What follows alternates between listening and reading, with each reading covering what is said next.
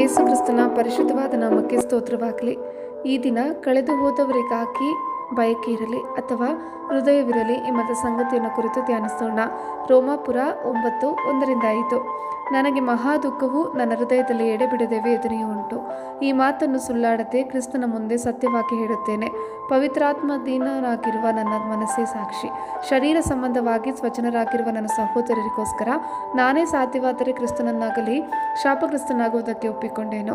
ಅವರು ಇಸ್ರಾಯೇಲ್ನ ವಂಶದವರು, ದೇವರ ಪುತ್ರರಾಗಿ ಸ್ವೀಕರಿಸಿದವರು ಆಗಿದ್ದಾರೆ. ಅವರಲ್ಲಿ ದೇವರ ತೇಜಸ್ ಸಾನ್ನಿಧ್ಯವೂ ಇದೆ. ಅವರ ಸಂಗಡ ದೇವರು ಒಡಂಬಡಿಕೆಗಳನ್ನು ಮಾಡಿಕೊಂಡನು.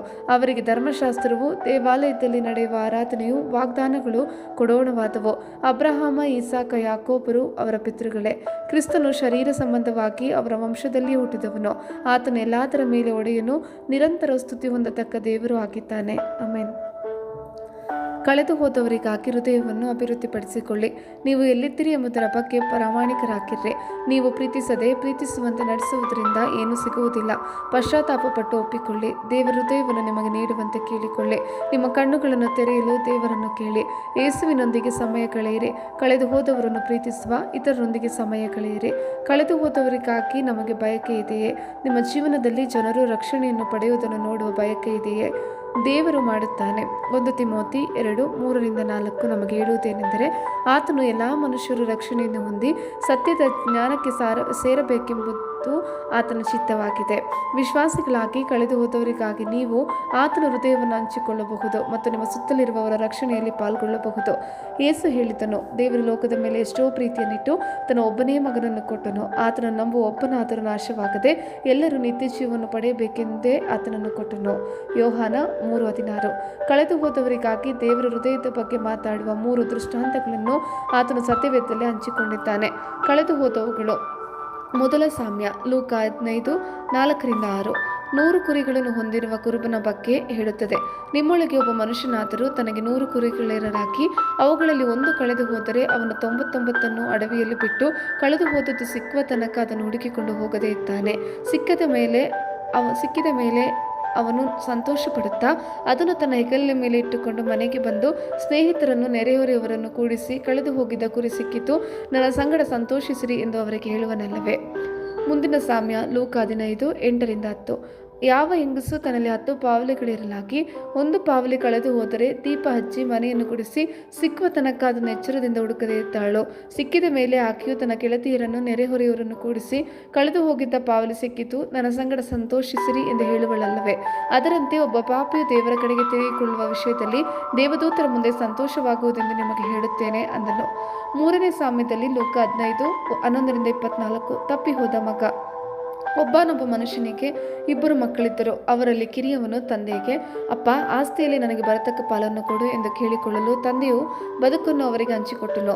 ಸ್ವಲ್ಪ ದಿವಸದ ಮೇಲೆ ಆ ಕಿರಿ ಮಗನು ಎಲ್ಲ ಕೂಡಿಸಿಕೊಂಡು ದೂರದೇಶಕ್ಕೆ ಹೊರಟು ಹೋಗಿ ಅಲ್ಲಿ ಪಟಿಂಗನಾಗಿ ಬದುಕಿ ತನ್ನ ಆಸ್ತಿಯನ್ನು ಸೂರೆ ಮಾಡಿಬಿಟ್ಟನು. ಅವನು ಹಂದಿ ತಿನ್ನುತ್ತಿದ್ದ ಕಾಯಿಗಳನ್ನಾದರೂ ತಿಂದು ಹಸಿವನ್ನು ತೀರಿಸಿಕೊಳ್ಳಬೇಕೆಂದು ಆಶೆಪಟ್ಟನು. ಆದರೂ ಯಾರೂ ಅವನಿಗೆ ಕೊಡಲಿಲ್ಲ. ಆಗ ಅವನಿಗೆ ಬುದ್ಧಿ ಬಂದು ಅವನು, ನನ್ನ ತಂದೆಯ ಬಳಿಯಲ್ಲಿ ಎಷ್ಟೋ ಮಂದಿ ಕೂಲಿ ಆಳುಗಳಿಗೆ ಬೇಕಾದಷ್ಟು ಆಹಾರವದೆ, ನಾನಾದರೂ ಇಲ್ಲಿ ಹಸಿವಿನಿಂದ ಸಾಯುತ್ತೇನೆ ಎಂದು ಎದ್ದು ಅವನ ತಂದೆಯ ಬಳಿಗೆ ಹೋದನು. ಅವನು ಇನ್ನು ದೂರದಲ್ಲಿರುವಾಗ ಅವನ ತಂದೆಯು ಅವನನ್ನು ಕಂಡು ಕನಿಕರಪಟ್ಟು ಓಡಿ ಬಂದು ಅವನ ಕೊರಳನ್ನು ಅಪ್ಪಿಕೊಂಡು ಅವನಿಗೆ ಬಹಳವಾಗಿ ಮುತ್ತಿಟ್ಟನು. ತಂದೆಯು ತನ್ನ ಆಳುಗಳಿಗೆ, ಶ್ರೇಷ್ಠವಾದ ನಿಲುವಂಗಿಯನ್ನು ತಟ್ಟನೆ ತಂದು ಇವನಿಗೆ ತೊಡಿಸಿರಿ, ಇವನ ಕೈಗೆ ಉಂಗುರವನ್ನು ಇಡಿರಿ, ಕಾಲಿಗೆ ಜೋಡು ಮೇಡಿಸಿರಿ, ಕೊಬ್ಬಿಸಿದ ಆ ಕರುವನ್ನು ತಂದು ಕೊಯ್ಯಿರಿ, ಹಬ್ಬ ಮಾಡೋಣ, ಉಲ್ಲಾಸ ಪಡೋಣ. ಈ ನನ್ನ ಮಗನು ಸತ್ತವನಾಗಿದ್ದನು, ತಿರುಗಿ ಬದುಕಿ ಬಂದನು, ಪೋಲಿ ಹೋಗಿದ್ದನು, ಸಿಕ್ಕಿದನು ಎಂದು ಹೇಳಿದನು. ಆಗ ಅವರು ಉಲ್ಲಾಸ ಪಡುವುದಕ್ಕೆ ತೊಡಗಿದರು. ದೇವರ ಹೃದಯ. ಈ 3 ಸಾಮ್ಯಗಳು ಕಳೆದು ಹೋದವರಿಗಾಗಿ ದೇವರ ಹೃದಯದ ಬಗ್ಗೆ ನಮಗೆ ಬಹಳಷ್ಟು ಹೇಳುತ್ತದೆ. ದೇವರಿಗೆ ಕಳೆದುಕೊಂಡದ್ದು ಮೌಲ್ಯವಿಲ್ಲದ ಯಾವುದನ್ನಾದರೂ ಹುಡುಕಲು ಯಾರೂ ಸಮಯ ವ್ಯರ್ಥ ಮಾಡುವುದಿಲ್ಲ. ಈ ಸಾಮ್ಯಗಳಲ್ಲಿ ಕಳೆದು ಹೋದ ಪ್ರತಿಯೊಂದು ವಸ್ತುವು ವಿಭಿನ್ನವಾಗಿದ್ದರೂ ಹುಡುಕುತ್ತಿರುವವರ ದೃಷ್ಟಿಯಲ್ಲಿ ಪ್ರತಿಯೊಂದಕ್ಕೂ ಮೌಲ್ಯವಿದೆ. ಕುರುಬನು ಯೋಚಿಸಬಹುದಿತ್ತು, ಇದು ಕೇವಲ ಒಂದು ಚಿಕ್ಕ ಕುರಿ, ನನ್ನ ಬಳಿ 99 ಕುರಿಗಳಿವೆ, ಒಂದು ಕಳೆದು ಹೋದರೆ ಏನು ವ್ಯತ್ಯಾಸವಾಗುತ್ತದೆ? ಬದಲಾಗಿ ಪ್ರತಿಯೊಂದು ಕುರಿಯು ಅವನಿಗೆ ಅಮೂಲ್ಯವಾದದ್ದು ಎಂದು ನಾವು ನೋಡುತ್ತೇವೆ. ತುರ್ತು ಭಾವನೆ ಇದೆ. ಪ್ರತಿ ಸಾಮ್ಯದಲ್ಲೂ ಕಳೆದು ಹೋದದ್ದನ್ನು ಹುಡುಕುವ ತುರ್ತು ಪ್ರಜ್ಞೆ ಇತ್ತು. ಕಳೆದು ಹೋದ ನಾಣ್ಯವು ಎಲ್ಲಿಯಾದರೂ ಕಾಣಿಸಬಹುದೇ ಎಂದು ನೋಡಲು ನಾಳೆಯವರೆಗೆ ಕಾಯುವ ಅಗತ್ಯವಿಲ್ಲ. ಅಂತೆಯೇ ತಂದೆಯು ತನ್ನ ತಪ್ಪಿಹೋದ ಮಗನ ಮರಳುವಿಕೆಗಾಗಿ ಕಾತುರದಿಂದ ಕಾಯುತ್ತಿದ್ದನು. ಯೇಸು ಹೇಳಿದನು, ಅವನು ಇನ್ನು ದೂರದಲ್ಲಿರುವಾಗ ಅವನ ತಂದೆಯು ಅವನನ್ನು ಕಂಡು ಕನಿಕರಪಟ್ಟು ಓಡಿ ಬಂದು ಅವನ ಕೊರಳನ್ನು ಅಪ್ಪಿಕೊಂಡು ಅವನಿಗೆ ಬಹಳವಾಗಿ ಮುತ್ತಿಟ್ಟನು. ಲೂಕ 5:20. ಇದು ಪ್ರೀತಿಯ, ಕ್ಷಮಿಸುವ ತಂದೆಯ ಚಿತ್ರವನ್ನು ಚಿತ್ರಿಸುತ್ತದೆ. ಅವರು ನಿರಂತರವಾಗಿ ಮಗನು ಮನೆಗೆ ಮರಳುವ ಚಿಹ್ನೆಯನ್ನು ಹುಡುಕುತ್ತಿದ್ದನು. ಒಂದು ಆಚರಣೆ ಬರುತ್ತಿದೆ. ಕಳೆದು ಹೋದವರು ಸಿಕ್ಕಾಗೆಲ್ಲ ಸಂಭ್ರಮಾಚರಣೆ ನಡೆಯುತ್ತಿತ್ತು. ಮಹಿಳೆ ನಿರಾಸಕ್ತಿಯಿಂದ ನಾಣ್ಯವನ್ನು ಇತರರೊಂದಿಗೆ ಹಿಂತಿರುಗಿಸಲಿಲ್ಲ. ಬೆಳಕನ್ನು ಆರಿಸಿ ಮಲಗಲು ಹೋಗಲಿಲ್ಲ. ದಾರಿ ತಪ್ಪಿದ ಕುರಿಗಳನ್ನು ಕುರುಬನು ಕೋಪದಿಂದ ಹಿಂಡಿಗೆ ಹಿಂದಿರುಗಿಸಲಿಲ್ಲ. ತಂದೆ ಹೇಳಲಿಲ್ಲ, ನೀನು ಈ ರೀತಿ ಮಾಡಿದ ಮೇಲೆ ಹೇಗೆ ನನ್ನ ಮನೆಗೆ ಸೇರಿಸಿಕೊಳ್ಳಲಿ. ಇಲ್ಲ, ಒಮ್ಮೆ ಕಳೆದು ಹೋದದ್ದು ಸಿಕ್ಕಿದ್ದರಿಂದ ಪ್ರತಿ ಸಂದರ್ಭದಲ್ಲೂ ಸಂಭ್ರಮ.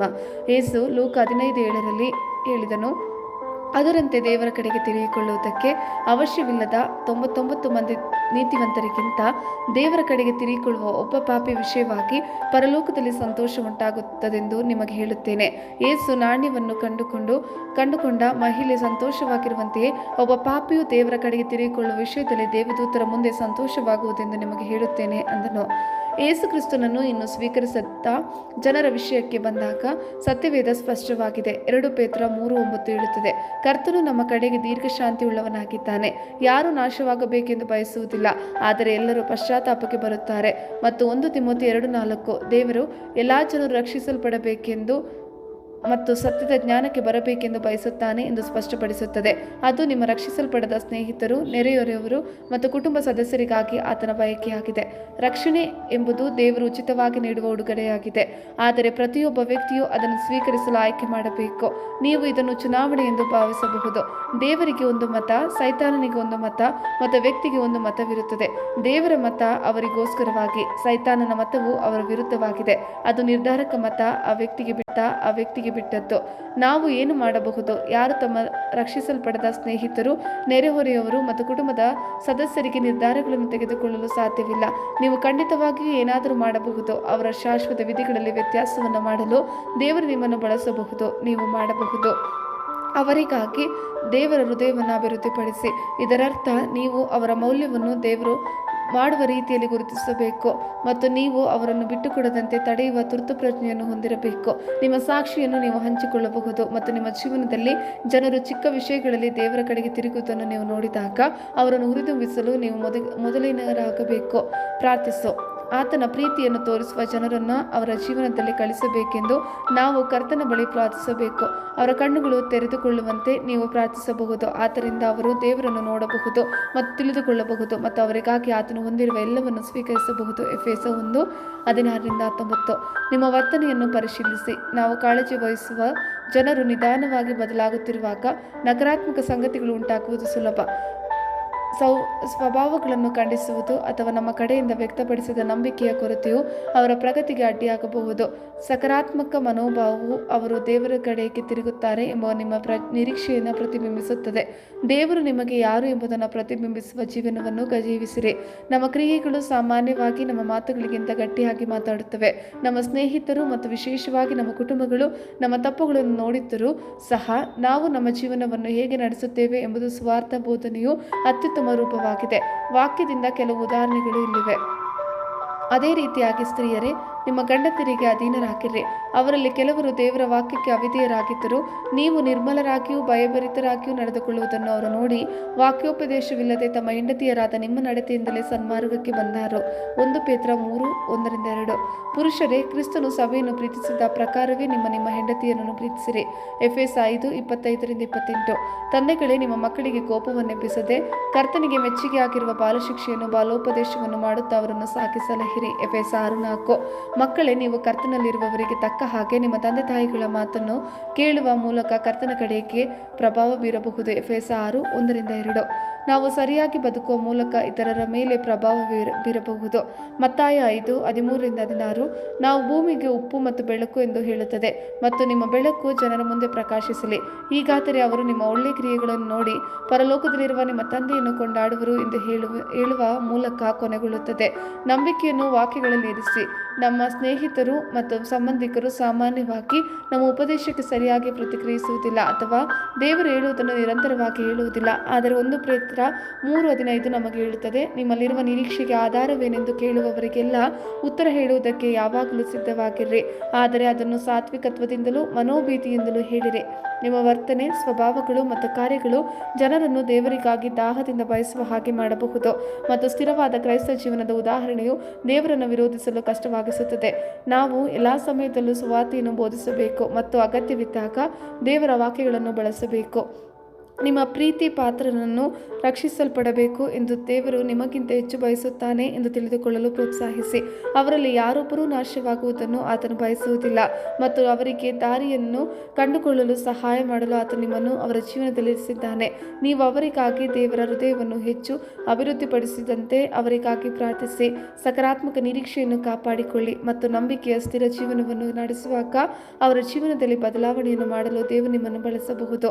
ಯೇಸುವಿನ ಜೀವ ಪ್ರಕಟವಾಗಲಿ.